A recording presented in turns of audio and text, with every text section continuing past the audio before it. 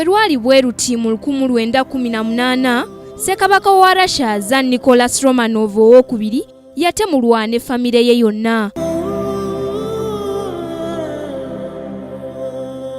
Mu lutalo lwa Russia olw'ebika eby'enjawulo ebyali bikaanira obufuzi, ekika ekyali kisinga amaanyi ekya Bolshevik ekyakulemberwamu Nakkinku mu by'obufuzi Vladimir Lenin kye kyakola enteekateeka z'okutta Ssekabaka ono.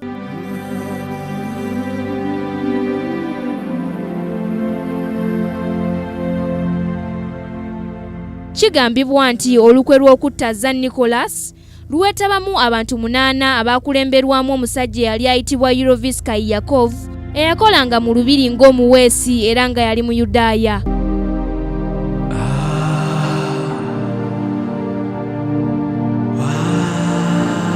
Abatemu bano baabuzaabuza Ssekabaka Tsar mu kiro ne bamutegeeza nga bwe bamutwala mu buwaŋŋanguse ne famire ye okusobola okwekweka aba Bolshevik abaali baagala okumutta.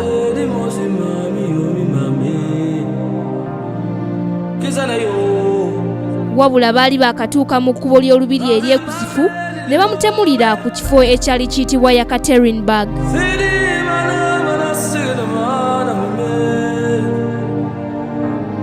Oluvannyuma lw'okutemula Ssekabaka ono, Yurovsky ne banne beewaana ne bategeeza nga bwe bawonya omulembe gwa bannakyemalira.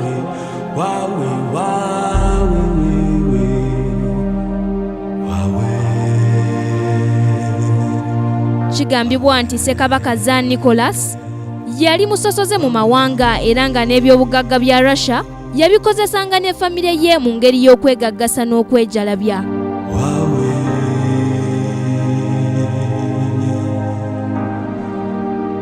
Ku lwa Kingdom TV, Nasaka Joweria, amalindirire.